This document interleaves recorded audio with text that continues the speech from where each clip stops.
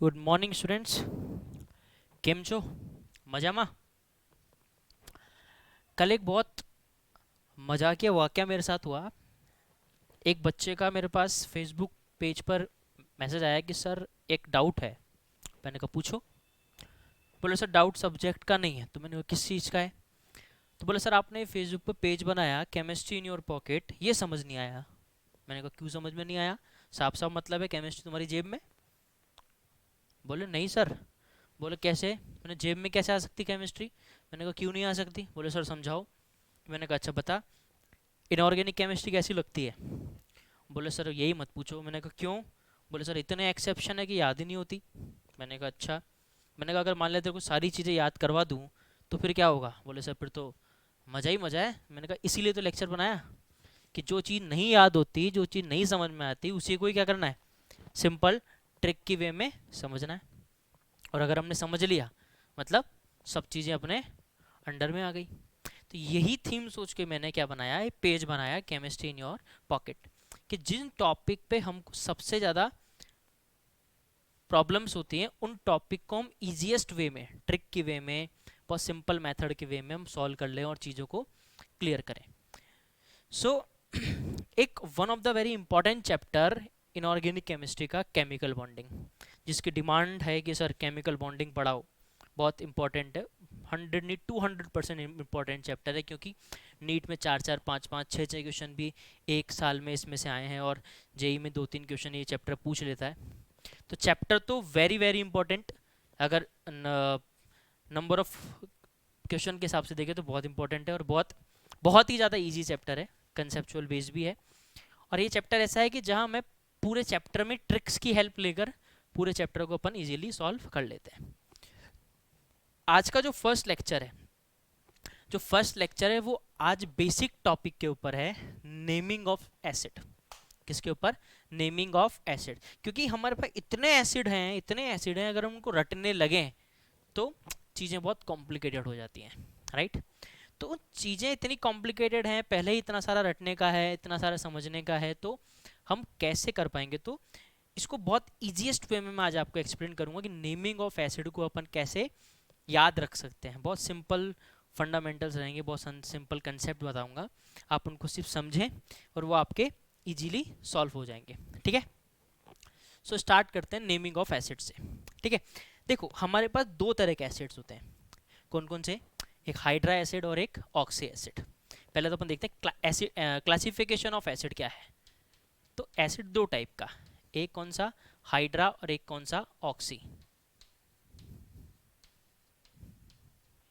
Hydra acid, second one is oxy acid. Hydra acid और oxy acid, दोनों में क्या फ़र्क है? दोनों में इतना ही फ़र्क है कि इसमें ऑक्सीजन है और इसमें हाइड्रोजन है। देखो नाम से पता लग रहा है, इसमें क्या है?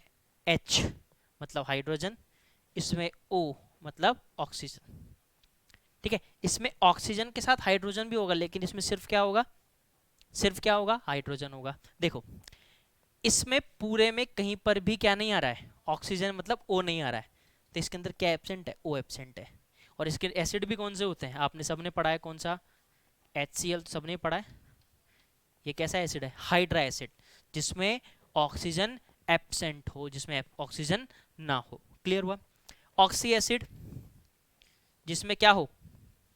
ऑक्सी एसिड मतलब जिसमें ऑक्सीजन भी हो और हाइड्रोजन भी हो, मतलब non metal plus oxygen plus hydrogen, इनका कॉम्बिनेशन क्या कहलाता है? Hydra acid.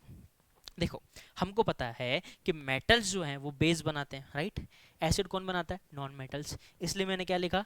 Non metal plus oxygen plus hydrogen. अपन यही फॉर्मेशन यहाँ भी लिख सकते हैं, क्या? Non metal plus hydrogen. ये क्या है? Hydra acids. तो हाइड्रा एसिड तो बहुत इजीली हम कर सकते हैं, लेकिन कॉम्प्लेक्सिटी हमको मिलती है कहाँ? ऑक्सी एसिड में। यहाँ हम सबसे ज़्यादा प्रॉब्लम फेस करते हैं कि ऑक्सी एसिड्स के नेम इतने सारे हैं सर, इतने सारे ऑक्सी एसिड से कैसे करें? फिर वो जब हम गिरते पड़ते थोड़े बहुत याद भी होते हैं तो उनके स्ट्रक्चर्स नहीं बनते। तो स्ट्रक्चर वाला लेक्चर भी मैं बनाऊंगा, स्ट्रक्चर ये मैं आप मेरा चैलेंज है कि जब स्ट्रक्चर का वीडियो आप देख लेंगे 30 से 40 मिनट का, उसके बाद स्ट्रक्चर कोई सी भी आ जाए आपके सामने, हार्डली 10 टू 15 सेकेंड में स्ट्रक्चर ड्रॉ हो जाएगा। मैं आपको वो ट्रिक्स बताऊंगा कि स्ट्रक्चर कैसी भी हो, हार्डली 10 टू 15 सेकेंड में वो अपन से बन जाएगी। ठीक है, तो आज अपन समझ रहे हैं ऑक्सी एसिड्स को डिटेल में, कि ऑक्सी एसिड्स क्या क्या होते हैं, उनके नेम क्या क्या होते हैं, कैसे बनते हैं, वो समझना है। ठीक है, चलो आगे बढ़े। तो देखो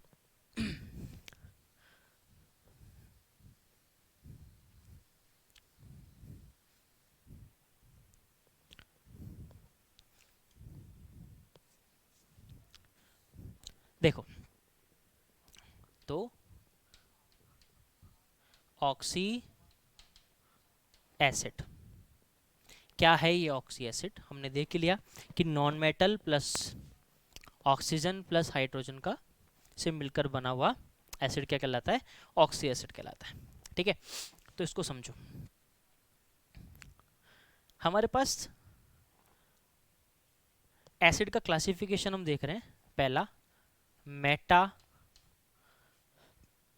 ऑक्सी एसिड पहला है। मेटा के बाद आता है ortho oxy acid, pyro oxy acid, ortho meta pyro, फिर थायो ऑक्सी एसिड, पहला मेटा, दूसरा ऑर्थो, तीसरा पायो, चौथा कौन सा? थायो ऑक्सी एसिड्स। ये चार अपन को पहले इनको समझेंगे कि ये क्या होते हैं। ठीक है, तो पहला है मेटा ऑक्सी एसिड। अब मेटा ऑक्सी एसिड क्या होता है वो देखते हैं।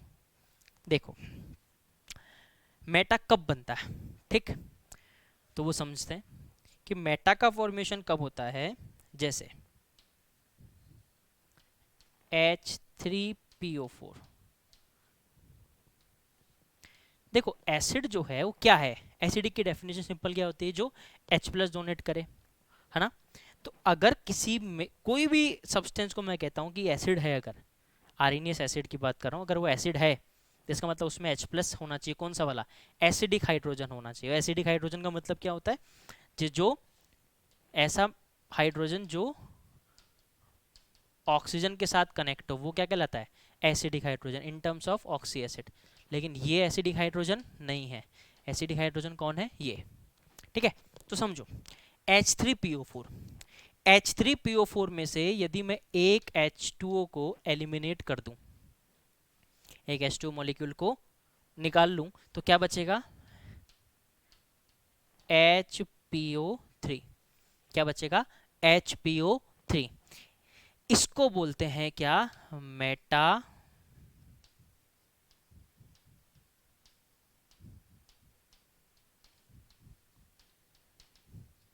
Metaphosphoric acid. तो क्या करना है कि हमने एसिड में से, अब एसिड कौन सा वाला, ये लिया। अब देखो इसको समझो। देखो अगर सपोज यहाँ पे दो हाइड्रोजन होते, कितने होते? दो। जैसे कि एग्जाम्पल H2SO4। ठीक, H2SO4 से यदि मैंने एक H2O को एलिमिनेट कर दिया होता तो क्या बनेगा? बताओ क्या बनेगा? कि सर एक एलिमिनेट कर दोगे तो ये बन जाएगा SO3। बोलो बनेगा कि नहीं? SO3 बनेगा। दो H प्लस निकल गए, दो हाइड्रोजन निकल गए और एक ऑक्सीजन निकल गया, तो क्या बच गया? SO3। इसका नाम क्या नाम होगा? Meta sulphuric acid. Meta sulphuric acid, क्योंकि इसका नाम क्या था? Sulphuric acid. तो क्या बनेगा? Meta sulphuric acid. इसका नाम क्या था? Phosphoric acid. तो क्या बना? Meta phosphoric acid. तो ये क्या बनेगा? Meta sulphuric acid. और जिसने भी ये आंसर दिया वो सब क्या हो गया? गलत। क्यों? अभी मैंने क्या बोला कि अगर वो एसिड है तो उसके पास क्या होना चाहिए? एसिडिक हाइड्रोजन होना चाहिए। यहाँ तो एसिडिक हाइड्रोजन है ही नहीं। ये तो अनहाइड्राइड ऑफ क्या है? H2SO4 है। क्या है ये? अनहाइड्राइड ऑफ H2SO4, जिसमें कोई H प्रेजेंट नहीं है। वो क्या है? Anhydride of H2SO4। बात समझ में आया? मतलब इससे मेटा का फॉर्मेशन नहीं हो सकता, मतलब H2SO4 से मेटा नहीं बन सकता। क्यों नहीं बन सकता? आप तो समझो, मेटा बनने के लिए एक कंडीशन होनी चाहिए। क्या? कि एच जो है उसकी जो वैल्यू है वो ग्रेटर देन 2 होनी चाहिए, ग्रेटर देन 2 होनी चाहिए। अगर 2 होगी तब भी क्या होगा? एसिडिक हाइड्रोजन बनेगा, बचेगा नहीं, तो फिर वो मेटा बनेगा नहीं। इतनी बात समझ में आती है कि मेटा कब बनेगा और कब नहीं बनेगा? तो इससे मेटा बन सकता है। क्लियर हुआ? और एग्जाम्पल की तरफ चलते हैं। देखो, इसको समझो। अब ये H3PO3 बना है ना, तो H3PO3 क्या है? H3PO4 में से H2O को जब एलिमिनेट कर दिए तो क्या बचा? HPO3। ठीक, ये N। अब N क्या है? N का वैल्यू 1 और 2 नहीं हो सकता, लेकिन N का वैल्यू 3 हो सकता है, 4 हो सकता है, 5 हो सकता है, 6 हो सकता है। 3, 4, 5, 6 हो सकता है, राइट? तो देखो, अगर मैंने 3 वैल्यू पुट करी यहाँ पर, इस जगह 3 वैल्यू पुट करी, तो क्या बन जाएगा? HPO3 का थ्राइस। तो क्या निकल के आया फॉर्मूला? H3P3O9, H3P3O9। ये बनेगा, इसका नाम क्या हो जाएगा? साइक्लिक ट्राई मेटा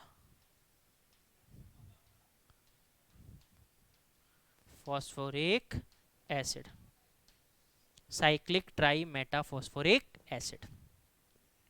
ठीक है, अगर सपोज मैंने 4 वैल्यू पुट की होती तो क्या क्या मेरे पास फॉर्मूला आता? क्या आता? H4P4O12 आता कि नहीं आता? H4P4O12। ठीक है, तो इसका फोन नेम क्या हो जाता? Tetra cyclic metaphosphoric acid. 5 होता तो पेंटा, 6 होता तो हेक्सा। तो इस तरह से अपन इसकी नेमिंग लिख सकते हैं। तो सिंपल सा हमने क्या याद समझा कि मेटा ऑक्सी एसिड कैसे बनता है? पेरेंट एसिड में से अगर एक H2O को एलिमिनेट कर दें तो उससे बनने वाला क्या बनता है? Meta phosphoric acid. क्लियर हुआ?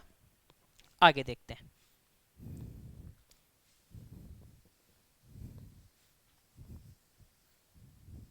आगे समझो, एक और एग्जांपल, H3BO3 बोरिक एसिड। क्या नाम है इसका? Boric acid. समझो, अब कितने H प्लस है? 3 है, तो यहाँ से एक H2 को एलिमिनेट किया तो क्या बना? HbO2। HbO2 भी पॉलीमर की फॉर्म में, तो कैसे रहेगा? N। यहाँ पर क्या रह सकता है? ओनली 3, ओनली क्या रहेगा? 3। ठीक, तो 3 रहेगा तो क्या बन गया? H3B3O6, H3B3O6। ठीक है, तो नाम कैसे देखो? 3 है तो साइक्लिक, 3 है तो साइक्लिक। मैं स्ट्रक्चर में बताऊंगा कि साइक्लिक क्यों है, क्योंकि जब भी सेंटर एटम 2 से ज्यादा हो, ये से समझ लो, जब भी सेंटर एटम कितना हो? 2 से ज्यादा, वो 3, 4, 5, 6, तब हमेशा स्ट्रक्चर कैसा बनता है? साइक्लिक बनता है। तो साइक्लिक मेटा, क्योंकि एक H2O निकला यहाँ से तो मेटा, फिर इसका नाम क्या था? Boric acid. क्लियर हुआ? Cyclic metaboric acid. यहाँ तक क्लियर है? तो ये कौन सा नेमिंग हो गया? मेटा ऑक्सी एसिड की नेमिंग है। क्लियर? आगे चलते हैं।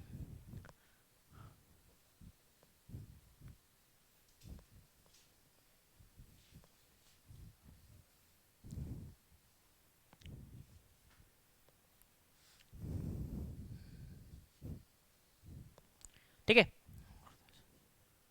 अब दूसरा वो है ऑर्थो ऑक्सी एसिड। ऑर्थो क्या है वो समझो। ऑर्थो ऑक्सी एसिड किसे कहते हैं? ऑर्थो ऑक्सी एसिड का मतलब ये है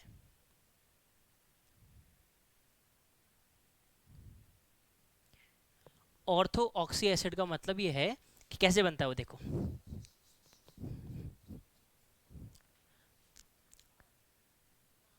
H3PO4, ठीक। H3PO4 से मैंने क्या बनाया था, मेटा ऑक्सी एसिड बनाया था, राइट। बोलो यस और नो, बनाया था इससे। तो देखो जिससे मेटा का फॉर्मेशन हो सकता हो, जिससे भी मेटा का फॉर्मेशन हो सकता हो, वही क्या है, ortho oxy acid.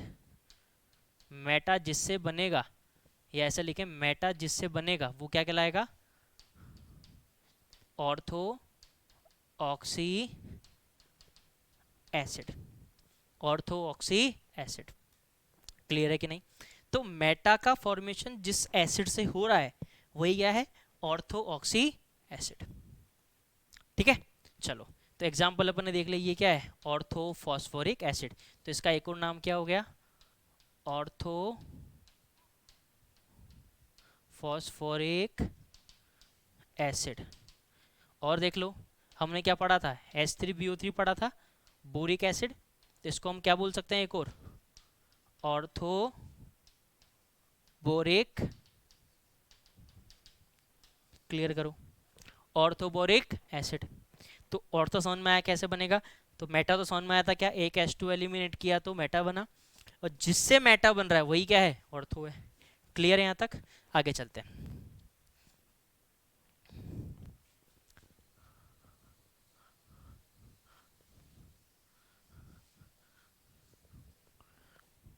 Third one is pyro,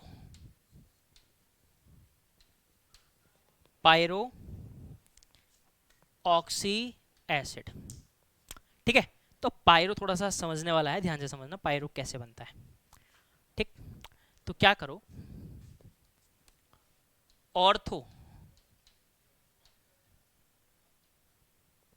oxy acid, बहुत तसल्ली से समझना, उसका डाइमराइजेशन कर दें। क्या करते हैं, उसका डाइमराइजेशन करके उसमें से एक H2O को एलिमिनेट कर दें, ठीक है। क्या कर दें, एक H2O को एलिमिनेट कर दें, तो उससे जो बनेगा वही क्या होगा, पायरो ऑक्सी एसिड। वही क्या होगा, पायरो ऑक्सी एसिड। जैसे एक एग्जाम्पल देखो, H2SO4, ठीक, इसका डाइमराइजेशन करा, ठीक, इसका डाइमराइजेशन करके इसकी जगह एक और एग्जांपल दूसरा ले लो, H3PO4, पहले इसको समझते हैं, ठीक है। इसका डाइमराइजेशन किया तो क्या बनेगा, H6P2O8 बनेगा कि नहीं, H6P2O8। इसमें से एक H2O को एलिमिनेट कर दो, ठीक है। तो क्या बचेगा, H4P2O7, H4P2O7, क्लियर हुआ, H4P2O7। तो ये क्या है, पायरो, क्या बन गया, ये पायरो बन गया। और देखो H2SO4 में से का डाइमराइजेशन करके उसमें से अगर H2 को एलिमिनेट कर दूं तो क्या बनेगा, H4S2O7, राइट। इसमें से एक H, सॉरी 8, एक H2 को एलिमिनेट कर दें तो क्या बचेगा, H2S2O7, H2S2O7, ठीक है। तो क्या नाम है इसका, pyro sulphuric acid, pyro sulphuric acid.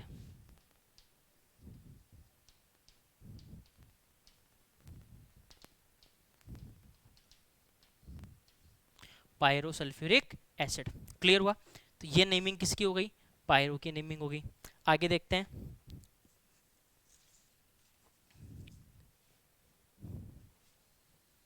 एक आध एग्जांपल और देख लेते हैं।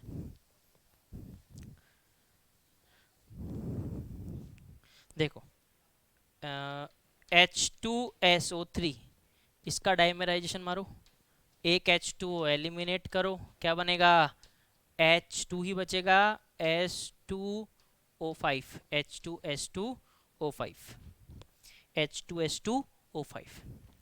क्लियर हुआ? तो ये इसका नेमिंग क्या हो जाएगा, H2S2O3 क्या होता है, सल्फ्यूरस। अगला मैं इसी पे आने वाला हूँ, सल्फ्यूरस एसिड कैसे बनाऊं मैं, अभी जस्ट इसके बाद वही टॉपिक आने वाला है, सल्फ्यूरस एसिड। तो ये क्या बन गया, पायरोसल्फ्यूरस एसिड, पायरोसल्फ्यूरस एसिड। क्लियर हुआ? तो ये पायरो ऑक्सी एसिड हो गया। लास्ट वन बचता है थायो, क्योंकि चार ही देखे थे हमने, मेटा, ऑर्थो, पायरो और थायो। तो थायो की तरफ चलते हैं, थायो, एरिथायो, थायो ऑक्सी एसिड। ये थायो बाबा क्या कहते हैं, थायो बाबा ये कहते हैं कि आप एक एसिड हो, आपके पास कोई एसिड हो, उसमें से आप क्या करो, सल्फर को तो जोड़ दो और उसकी वहाँ से मतलब ऑक्सीजन को हटाकर उसकी जगह सल्फर को जोड़ दो, तो उससे जो बनूंगा वो मैं ही बनूंगा, मतलब थायो ही बनूंगा। तो बोले ठीक है बन जाओ। लेकिन अब ये कॉमन सेंस की बात, कॉमन सेंस क्या कहता है, सर यहाँ पे 4 ऑक्सीजन है, बोले है, चारों हटा दो, 4 सल्फर जोड़ दो। मैंने कहा अच्छा, उससे क्या होगा, बोले उससे थायो बन जाएगा। मैंने कहा अच्छा, मैंने कहा फिर, बोले फिर क्या, बन गया थायो। अगर ऐसा बना दिया अपने, मान लो H2, हमारे सर ने कहा तो हमने मान लिया कि सर ऐसा बोले तो ये लो, ये बन गया।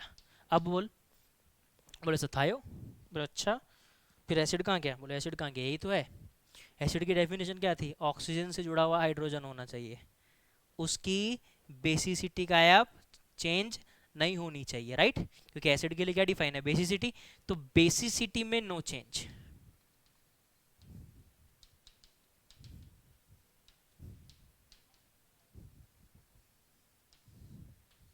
ये ध्यान रखने वाली बात है, बेसिसिटी चेंज नहीं होनी चाहिए, और आपने क्या कर दिया, बेसिसिटी को ही चेंज कर दिया। तो ऐसे समझो, देखो ये मेरा सल्फ्यूरिक एसिड का स्ट्रक्चर है, ये लो, ठीक है। इसको ऐसे समझो, H2SO4 का स्ट्रक्चर है ये वाला, ठीक है, H2SO4 का ये स्ट्रक्चर है। अब मैं यहाँ क्या कर रहा हूँ, एक सल्फर का अटैक करा रहा हूँ, मतलब सल्फर यहाँ पे ऐड कर रहा हूँ। तो ध्यान रखना, अभी इसकी बेसिसिटी जो 2 है वो इन 2 OH की वजह से है, तो इनमें कोई छिड़कानी नहीं हो सकती, हो सकती है तो किसके साथ, इसके साथ। तो ये सल्फर इसको रिप्लेस करेगा, एक सल्फर का अटैक मैंने इधर से मार दिया, राइट। एक एक करके होगा, एक साथ दोनों नहीं। तो एक बार में क्या बनेगा, HO this, this equal to this equal to this, बन गया। और दूसरी बार करा डाला तो लाइफ जिंगा लाला, ये लो SSOH, बना कि नहीं। तो ये क्या बन गया, थायो, एरिथायो, थायो, थायो सल्फ्यूरिक एसिड। ये डाईथायो, क्या बन गया, ये डाईथायो सल्फ्यूरिक एसिड। क्लियर हुआ कि थायो कैसे बनता है। थायो तभी बनता है जब उसकी मर्जी होती है, बहुत बड़ा आदमी है ये, ठीक है। आगे लिखें, तो देखो एक और जामफल, अभी एक ही जामफल देखा ना, एक और जामफल देखो, जैसे H3PO4 फॉस्फोरिक एसिड स्ट्रक्चर, ये लो, ऐसा ही बनेगा, कैसा बनेगा, ऐसा, ये लो बन गया। बेसिसिटी बोलो 3, छेड़खानी ना कर देना। तो कहाँ से जाएगा, इसको जाना पड़ेगा, यहाँ आएगा कौन, सल्फर, क्या बनेगा, this this this this this this this this and this, ये बन गया क्या, थायोफॉस्फोरिक एसिड, ठीक है। तो ये हमारा बन गया, चारों हमने क्लासिफाई कर लिए। अब थोड़ा सा क्विक रिवीजन कि हमको याद हुआ कि नहीं, तो देख लेते हैं। देखो कैसे, पहला क्या था रे? पहला था मेटा, ठीक। दूसरा बोलो ऑर्थो, तीसरा पायरो, चौथा थायो। यही है क्या? चलो मेटा बनाते हैं, ठीक है। तो क्या कर दो, क्या कर दो, ऑर्थो एसिड में से एक H2O को निकाल डाला तो लाइफ जिंगा लाला। बोलो क्लियर, शॉर्ट में लिख रहा हूँ। ऑर्थो एसिड में से H2O को निकाल डाला तो मेटा ऑक्सी एसिड बन जाएगा, ठीक। और क्या, क्या जिससे मेटा बन रहा है वही क्या है? ऑर्थो, ठीक। पायरो कैसे बनता है भैया?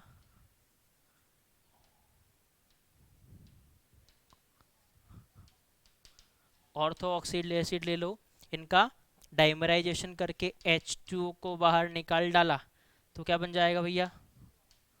पायरो बन जाएगा, राइट। थायो कैसे बनेगा? ऑक्सीजन को सल्फर से रिप्लेस करके, लेकिन कौन सा? एसिडिक वाला नहीं, जिसमें हाइड्रोजन अटैच है वो वाला नहीं, ठीक है। तो ये बन गया।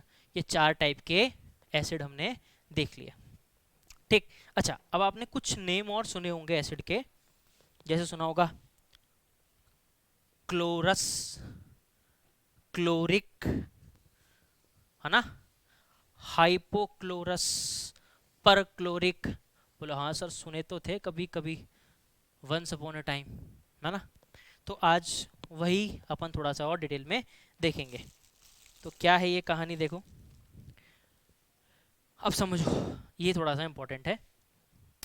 देखो एक नॉन मेटल है मेरे पास, एक उसमें ऑक्सीजन अटैच है, उसमें हाइड्रोजन अटैच है, ठीक। यहां से ऐसा, कैसा, ऐसा, ऐसे ऐसे, ठीक है।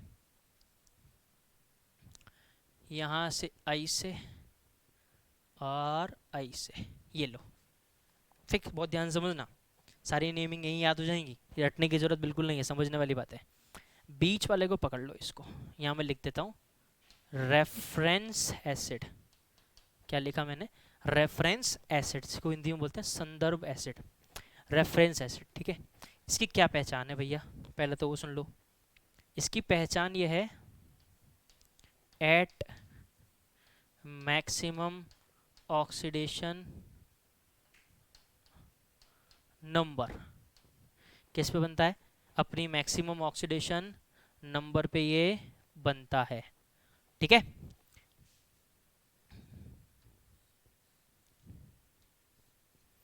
ठीक है, अब समझो इसमें एक चीज, एक्सेप्ट, मतलब एक एक्सेप्शन तो आना ही आना है, क्योंकि इनऑर्गेनिक है तो इसके बिना तो इसका काम चलता ही नहीं। एक्सेप्ट HClO3, ये मात्र एक ऐसा एक्सेप्शन है जो रेफरेंस है लेकिन अपनी मैक्सिमम ऑक्सीडेशन नंबर पे नहीं है। ये कितने पे है भैया? यहाँ पे ये है +5 पे, और क्लोरीन की मैक्सिमम कितनी हो सकती है? +7, बराबर। Accept this. एग्जाम्पल अभी मैं देख लेते हैं एक साथ। तो इसका नेम कैसे लिखते हैं वो समझो, देखो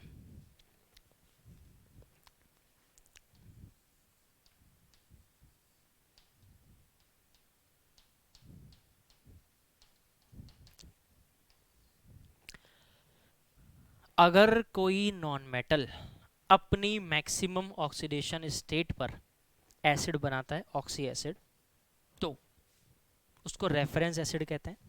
उसका नेम लिखते हैं, उस नॉन मेटल का नाम, उसके पीछे क्या लिख देंगे? इक एसिड। जैसे ये लो जामफल भैया, H2SO4, क्या बोलते हैं इसको? Sulphuric acid. क्यों बोलते हैं? क्योंकि यहाँ सल्फर का ऑक्सीडेशन नंबर +6 है, बराबर कि नहीं। तो ये क्या बना? सल्फर तो सल्फर, इक लगाया तो सल्फ्यूरिक एसिड। क्लियर है कि नहीं? और बोलो H3PO4, बोलो कितना है ऑक्सीडेशन नंबर? +5, और फॉस्फोरस का कितना हो सकता है? कितना हो सकता है? 5 हो सकता है कि नहीं? तो क्या बन गया? Phosphoric acid. अब मान लो ये रेंज वेंज निकालनी नहीं आती हो तो क्या करें, है ना। तो रेंज देख लेते हैं कैसे निकालेंगे। रेंज ऐसे निकालते हैं कि सर इसकी मैक्सिमम कितनी हो सकती है, हमको क्या पता। ठीक है, तो ऐसे निकालते हैं, देखो n-8 टू n। अब n क्या है यहाँ पर, valence shell electron, valence shell electron तो रख के देख लो। सल्फर के लिए रखना है, रख लो, ये लो। सल्फर के वैलेंस शेल में कितना होता है 6 -8 2 6, तो ये कितना हो गया -2 2 +6, यही होती है रेंज इसकी, मतलब मैक्सिमम कितना है +2 है। फॉस्फोरस का रख लो, कितना होता है फॉस्फोरस के वैलेंस शेल में 5, तो 5 तो -3 बचा, -3 2 +5 हो गई रेंज, तो मैक्सिमम +5 है इसकी। क्लियर है कि नहीं।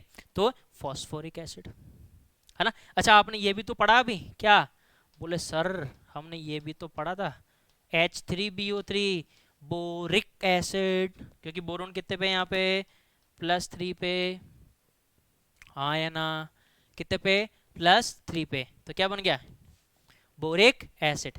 ऑर्थो बोरिक एसिड भी बोलते हैं और बोरिक एसिड। क्लियर हुआ। तो ये कौन सा है रेफरेंस एसिड, लेकिन ये इसका नाम क्या है क्लोरिक एसिड, क्योंकि ये क्या है एक्सेप्शन। मैंने क्या बोला, सभी अपनी मैक्सिमम पे बनाते हैं, लेकिन ये है जो अपनी मैक्सिमम पे नहीं बनाता, क्योंकि क्लोरीन की मैक्सिमम क्या होगी, क्लोरीन की -1 से +7 तक, तो मैक्सिमम तो +7 है, फॉर्मूले में रख के देख लो +7 है ना। तो ये क्या हो गई एक्सेप्शन है। ठीक, तो ये सब नेमिंग हमने देख ली है कि एक्सेप्शन का जरूर ध्यान रखना, गड़बड़ करा देगा। तो पहला वाला तो क्लियर है, आप इसको पूरे को नोट डाउन साथ साथ करते चलें। अब मैं चल रहा हूं दूसरे की तरफ, थोड़ी सी भीड़ कम करनी पड़ेगी। ये लो, हो गया। अब इससे ऊपर भागे, कितना ऊपर, जस्ट ऊपर है ना, यहां से चलना है, सब कुछ यहीं से है, यही अपना इनिशियल पॉइंट है, यहीं से सब कुछ देखेंगे। तो ऊपर चले तो एक ऑक्सीजन को एलिमिनेट किए, कम कर दिए। ठीक है, तो एक ऑक्सीजन को कम एलिमिनेट कर दिए तो क्या बनेगा, non metal plus S acid, नाम क्या बन गया non metal plus ous acid है ना। जामफल H2SO4 में से एक ऑक्सीजन एलिमिनेट किए तो क्या बनेगा भैया, H2SO3, यही बनेगा क्या H2SO3। H2SO3 बना मतलब, अब नाम देखते हैं, क्या बोला एक ऑक्सीजन निकाल दिया तो नाम क्या हो जाएगा non metal plus S acid, तो क्या हो गया सल्फ्यूरस एसिड, क्या बन गया सल्फ्यूरस। ठीक है, और देख लो H3PO4 में से एक निकाल डालो तो H3PO2, सॉरी H3PO4 में से निकाला तो H3PO3 क्या बन गया फॉस्फोरस एसिड। क्लियर है कि नहीं, क्या बन गया फॉस्फोरस एसिड। ठीक है, तो इस तरह से हम ये भी सॉल्व कर सकते हैं। और बताओ, और देख लेते हैं। इसके ऊपर चलो, एक और निकाल डालो। ठीक, एक और निकाला तो क्या बनेगा hypo plus non metal plus ous acid, तो ये क्या बन गया, जैसे कि इसी को उठा डालो इसमें से, क्योंकि इसमें कितने एसिडिक हाइड्रोजन है 3 ना, तो मैंने क्या कर दिया एक और निकाल लिया, तब क्या बनेगा H3PO2, क्या बन गया ये, क्या नाम हो गया इसका हाइपोफॉस्फोरस एसिड। क्लियर है कि नहीं। अच्छा और देख लो, अच्छा देखो क्लोरीन का रेफरेंस क्या था HClO3, राइट, एक निकाला तो यहाँ से क्या बना HClO2 क्लोरस एसिड है ना, एक और निकाला तो अब क्या बचेगा HClO, इसका नाम क्या हो जाएगा हाइपोक्लोरस एसिड। एक निकाला तो क्लोरस, इसमें से एक और निकाला तो hypo plus non metal plus S, तो हाइपोक्लोरस एसिड। बराबर कि नहीं। लास्ट वाली कहानी इधर देखते हैं है ना। अब ऊपर तो आपने क्या किया था ऑक्सीजन को एलिमिनेट किया था, यहाँ ऑक्सीजन को ऐड करना है। ठीक, तो मैं थोड़ा सा इधर साफ कर देता हूँ, मुझे स्पेस चाहिएगा।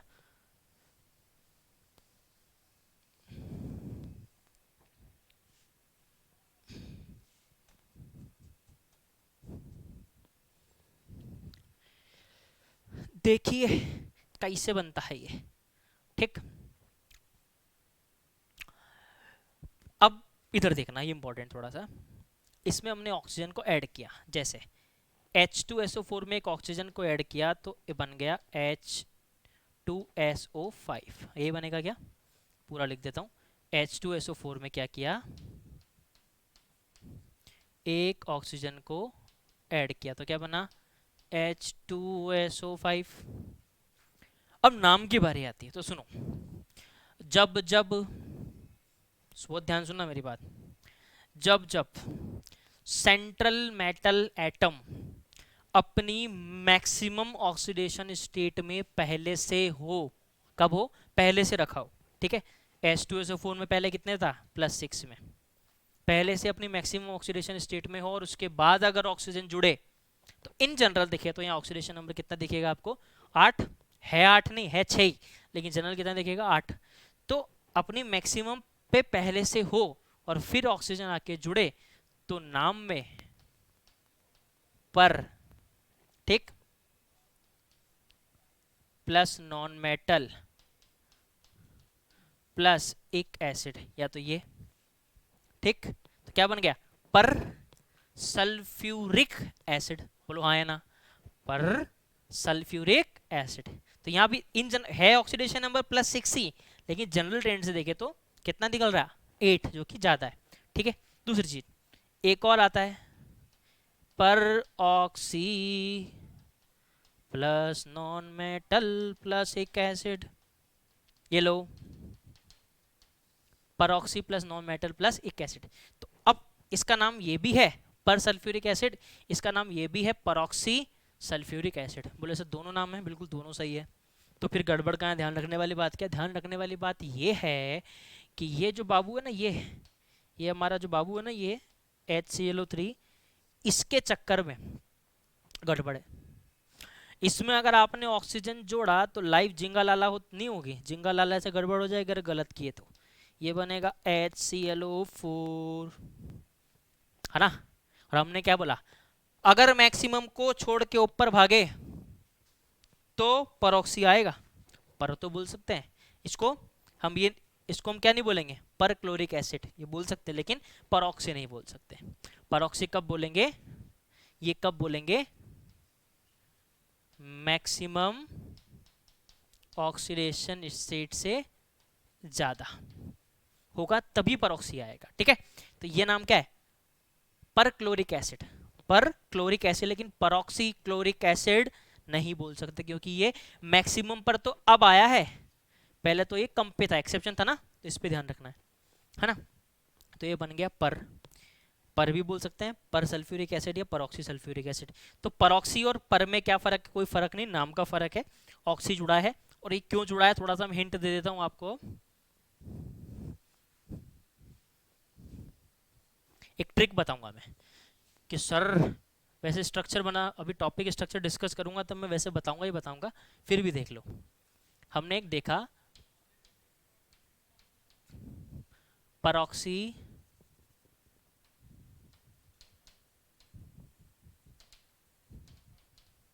ये था, इसको समझो, है ना भैया, इसका फॉर्मूला था H2SO5, राइट, ठीक है, H2SO5। इसका स्ट्रक्चर देखते हैं, अगर मैं इन जनरल यहाँ का ऑक्सीडेशन नंबर निकालूं तो कितना आ रहा है मेरा, 8 आ रहा है, इन जनरल बोल रहा हूँ मैं, 8 आ रहा है ना, लेकिन 8 हो नहीं सकता क्योंकि हमने देखा सल्फर की रेंज कहाँ से कहाँ तक है, -2 से लेकर +6 तक। तो एक बात सुनो, ध्यान सुनना, ये है हमारा IMP भाई साहब, इंपॉर्टेंट भाई साहब है, ठीक है, ध्यान रखना, पूछा हुआ है जेईई में सवाल इस पे, परऑक्सी बॉन्ड पे, जब कभी भी सेंटर एटम अपनी मैक्सिमम ऑक्सीडेशन स्टेट से ऊपर का बॉन्ड बनाता है तब ध्यान रखना, अगर वहां ऑक्सीजन है तो सतर्क हो जाओ। कैसे, मैक्सिमम से ऊपर बना रहा है तो वहां पर मैक्सिमम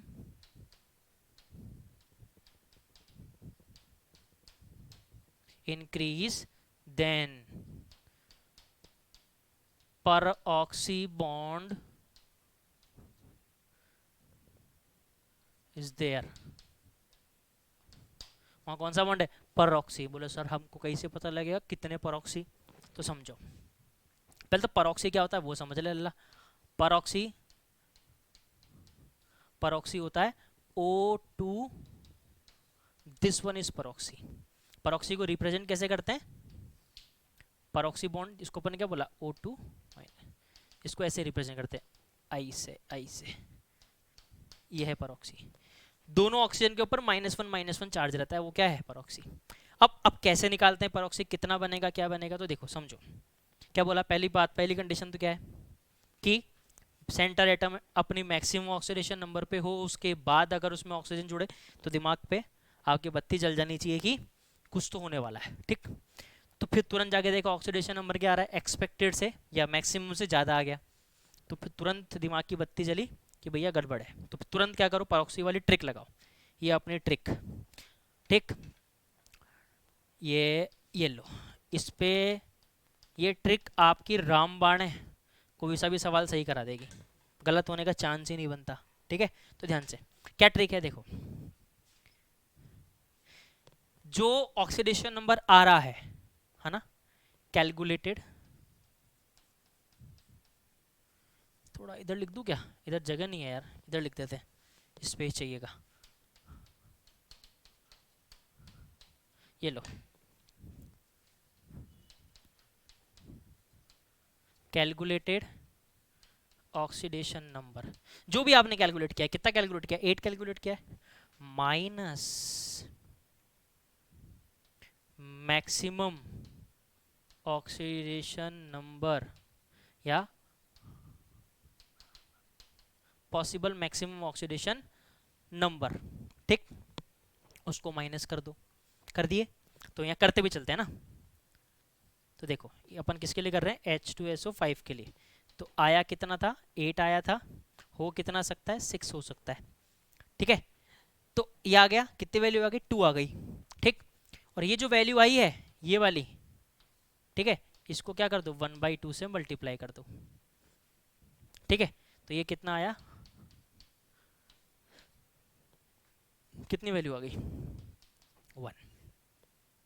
1 आ गई। तो परऑक्सी बॉन्ड 1 है यहाँ पर, क्या है, कितना है, परऑक्सी 1। तो अब समझो, अगर ये वैल्यू जो आई है, ये वैल्यू, ये वैल्यू जो आई है, मान लो x आई है ना, कुछ भी वैल्यू आई है x। अब x की भी ध्यान समझना, अगर ये वैल्यू 0 से 1 के बीच में है तो 1 परऑक्सी, 0 से 1 के बीच में, सुनना ध्यान से, 1 से बड़ा, 1 नहीं, 1 से बड़ा, 1 से बड़ी और 2 तक, समझ लेना मैं लिखे ऐसे रहा हूं, लेकिन आपको ध्यान होना चाहिए, 1 से बड़ी और 2 तक तो 2 परऑक्सी, 2 से बड़ी 3 तक तो 3 परऑक्सी, ऐसे। क्लियर है, रहा या ना, क्लियर है। तो ये परऑक्सी ऐसे निकालते हैं। और देखें तो एक आध एग्जांपल और देख लें फटाफट फटाफट, फिर इसको खत्म करते हैं टॉपिक को। ये लो, हाँ पहले इसी की बात कर लेते हैं, HClO4, तो इस पे कितना आ रहा है ऑक्सीडेशन नंबर 7, मैक्सिमम से ऊपर गया नहीं तो परऑक्सी आएगा नहीं, क्लियर हुआ कि नहीं, चलो क्लियर है तो बहुत बढ़िया है। एक देखो K3CrO8, K3CrO8, ध्यान से 16 3 कितना आया, 13 ऑक्सीडेशन नंबर आ रहा है, समझ गया हूँ 13 कैसे, 13 ऑक्सीडेशन नंबर आ रहा है, और 13 तो हो ही नहीं सकता, 13 क्रोमियम का मैक्सिमम ही कितना होता है, +6 मैक्सिमम होता है इसका, और आ कितना रहा है, 13, तो मतलब यहाँ तो धमाकेदार ऑक्सीडेशन परऑक्सी बॉन्ड आने वाले हैं। तो निकाल लो फटाफट, कैसे, परऑक्सी इक्वल टू प्लस का 13 बरोबर माइनस का 6, ये लो माइनस कर दिया 6 इंटू 1/2, कितना आया, 13 है ना, 6 है ना, 8 16 13 बरोबर है ना। तो कितने परऑक्सी आए रहे, कुछ तो गड़बड़ हो रही है,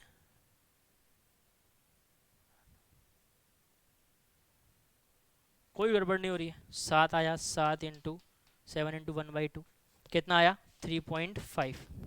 और हमने क्या बोला, 3 से बड़ा और 4 तक के बीच में तो कितने परऑक्सी हो जाएंगे, 4, तो यहाँ कितने परऑक्सी हैं, 4 परऑक्सी, स्ट्रक्चर पे स्ट्रक्चर की बात करेंगे। ठीक है, तो ये हमारा केमिकल बॉन्डिंग का फर्स्ट टॉपिक था, नेमिंग ऑफ एसिड्स। बहुत इजी है क्योंकि हमको नेमिंग ऑफ एसिड इसलिए पता होना चाहिए पहले पहले, क्योंकि जब मॉलिक्यूल्स आएंगे तो हम नाम याद नहीं होंगे, फिर हम बोलेंगे सर H2SO4 समझा दो ना, हम क्या अच्छा लगेगा, H2SO4 बोलना अच्छा लगेगा या सल्फ्यूरिक एसिड बोलना, तो हमको पता होना चाहिए नेमिंग कैसे निकालते हैं। ठीक है, तो नेमिंग का हमने कंसेप्ट समझ लिया कि नेमिंग कैसे कैसे कैसे कैसे देखते हैं। अब जो हो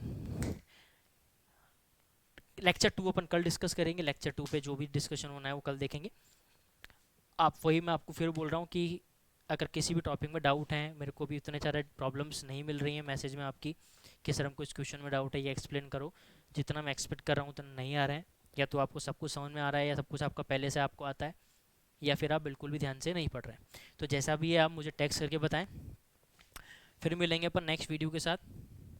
ठीक है, और हाँ एक इम्पॉर्टेंट चीज़, इनऑर्गेनिक के साथ साथ मैंने फिजिकल के चैप्टर्स भी स्टार्ट कर दिए हैं। फिजिकल में मोल कॉन्सेप्ट स्टार्ट कर रहा हूँ। ठीक है, तो मोल कॉन्सेप्ट, और आप एक तरफ आपका इनऑर्गेनिक चलेगा, एक तरफ आपका फिजिकल चलेगा, क्योंकि मैं इनऑर्गेनिक एंड फिजिकली पढ़ाता हूँ, ऑर्गेनिक नहीं पढ़ाता हूँ। तो 2 चैप्टर आपके पैरेलल चलेंगे, फिर जब भी खत्म हो जाएंगे फिर 2 चैप्टर पैरेलल चलेंगे, तो उससे क्या होगा, आपका रिवीजन होता रहेगा, आपका सिलेबस आगे बढ़ता रहेगा। ठीक है, इनके बाद जो चैप्टर लेंगे वो अपन थोड़ा सा 12th क्लास के चैप्टर लेंगे, और हो सकता है आपको 11th क्लास के फिजिकल में जो अपना चैप्टर है ये इक्विलिब्रियम, उसमें दिक्कत हो तो उसको भी अपन डिस्कस करेंगे। बहुत ही इंटरेस्टिंग चैप्टर है, बहुत आसान चैप्टर है। तो नेक्स्ट डिस्कशन जब चैप्टर ये मूल खत्म हो जाएगा तो देखते हैं उसको स्टार्ट करते हैं, या तो फिर जैसा भी आप लोग मुझे बताएंगे सर ये वाला हमको पढ़ना है, तो उसी के अकॉर्डिंग मैं चालू कर रहा हूँ। चैप्टर जो भी स्टार्ट करूँगा मैं आप लोगों के अकॉर्डिंग करूँगा, तो आप मुझे जो भी बताएंगे सर हमको ये पढ़ना है, तो वैसा ही स्टार्ट होगा। ठीक है, so all the best students, good luck, see you soon, bye bye.